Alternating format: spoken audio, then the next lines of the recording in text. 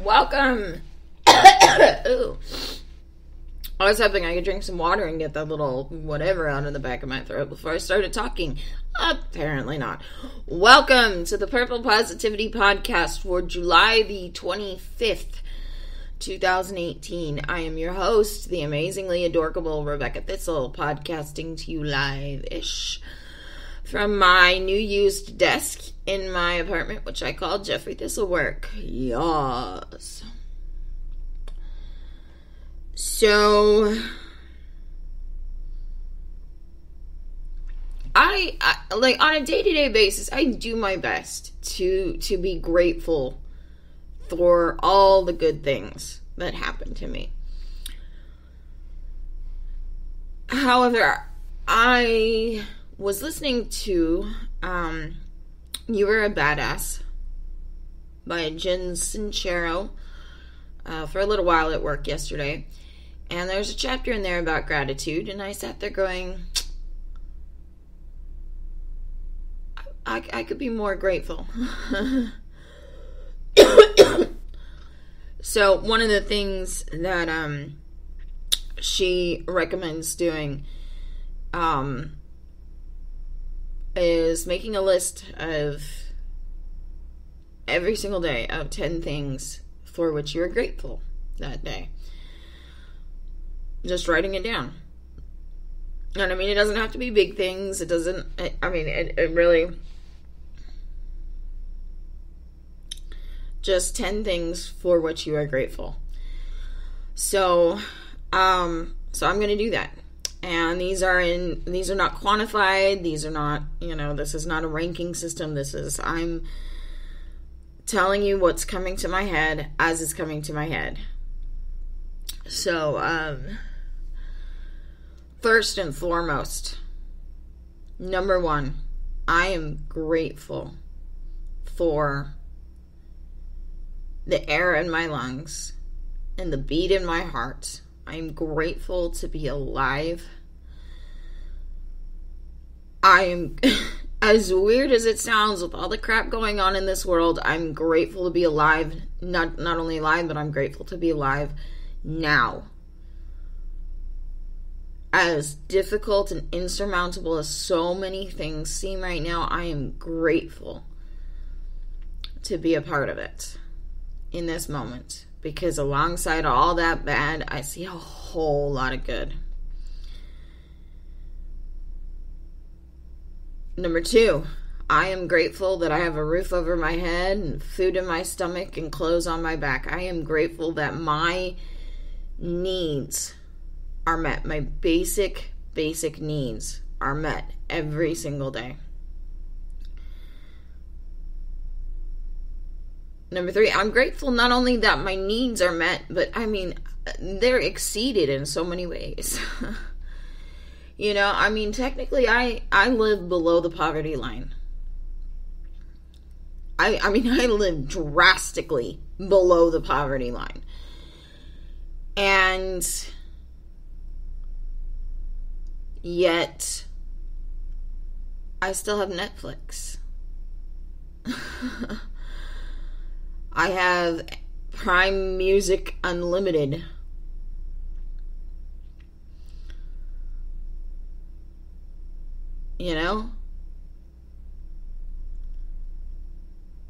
I have luxury, so I am luxuriating below the poverty line. And I'm grateful for that. Number 4, I'm grateful that even when I cognitively and rationally and logically cannot see how something is going to happen, it somehow happens. So I'll give you a good but very small example. Yesterday, I went to work, and I forgot my lunch. I mean, I'm trying to get back into the habit of bringing something to work for lunch, trying to get into the habit of eating lunch. I haven't really been eating lunch for months now, mostly because I'm generally not hungry come lunchtime, but partially because it's just, I keep forgetting. And it's easier to say, you know what, fuck it, I'm not taking a lunch in to work. So I had said to myself on Monday, you know, I'm going to start bringing lunch. And so I had some, like instant ramen noodle cups. And I was going to bring one of those in for lunch. But I was so out of it yesterday morning, I fucking forgot. And so I'm on the bus, and I realized that I forgot, and I can't go back because I can't, I'm on the bus. I get to work, I clock in, I grab my iPad and my headphones, and I sit down. And I barely said good morning to like a few coworkers when my friend Rachel, who sits next to me at work, she leans over. She's like, I know you don't like spicy stuff, so I brought you a regular ramen noodle cup today. And I went, yes. She goes, yeah, and there's still 7-Up in the fridge. You can have that if you want it. And I went, yes. So there's lunch taken care of. Now fast forward to my morning break at 9:30. I went outside to get a little bit of fresh air and check my phone. And so I go back inside to have a cup of coffee, and my other coworker / friend, Mary, she comes up to me in the break room and she goes, I got you this. And she hands me it's not like a big bag, but a little bag of Dove dark chocolate. And I broke down in tears, just sobbing for joy, because I needed that. I mean, it's not like a basic necessity, but that I needed that. And so not only was my basic need for lunch met, but my slightly less basic need, but nonetheless need for something more than basic. Basis? For a little bit, I don't want to say like a little bit of luxury because it makes it sound like she handed me a diamond ring or something, but a little bit of excess, a little bit of a pick-me-up. And, and I just broke down in tears because it was so wonderful. So, I am grateful that my needs get met. And I am grateful that my needs get exceeded, even just incrementally, even just a little bit. So I'm so grateful for all of that. Number 5 kind of ties into the story I just told you. I am grateful for the people with whom I work. I really am.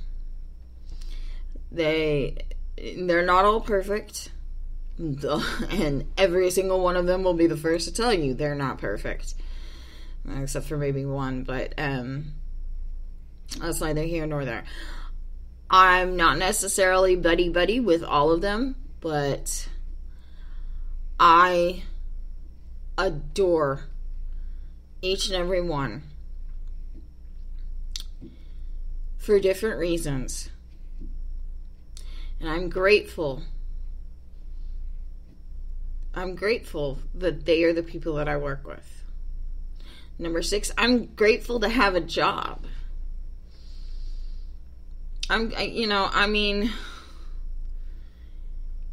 It's not the most glamorous job on the face of the planet, but it is a job, and it's helping me pay the bills. And I'm grateful that I get to be paying the bills. I'm grateful that I get to survive and even thrive to a certain degree. I'm grateful that I've been getting called in regularly to work on Mondays and Fridays, because that's a little bit of extra money in my pocket, and I'm grateful for that. Number 7,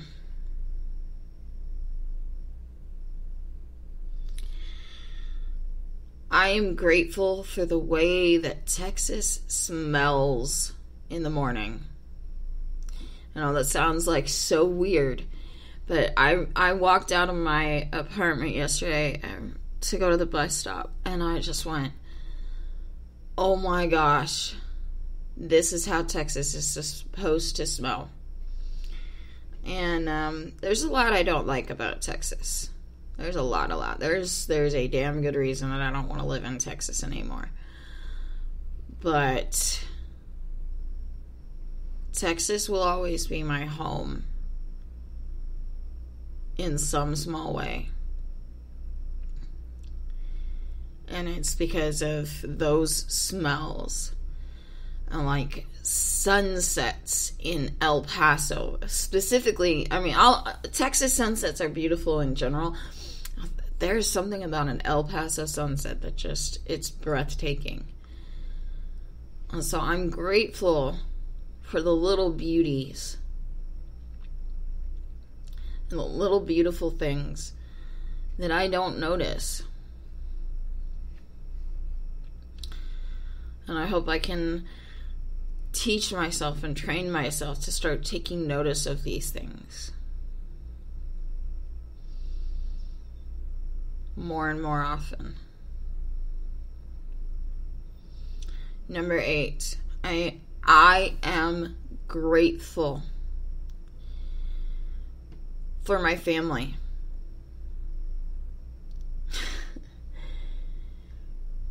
They're not perfect. I have a lot of problems with them, but I'm grateful. I'm grateful that my mom and my stepdad have stepped up and are taking care of my son. I am grateful that my sister helps out where she can, and that she and her fiance encourage my son in his learning. I am trying really hard not to cry because I really am grateful. I am grateful that I have a family that is rising to the occasion of a bad situation.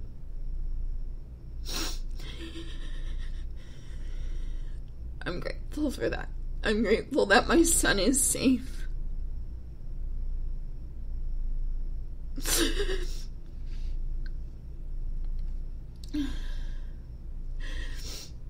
And number 9,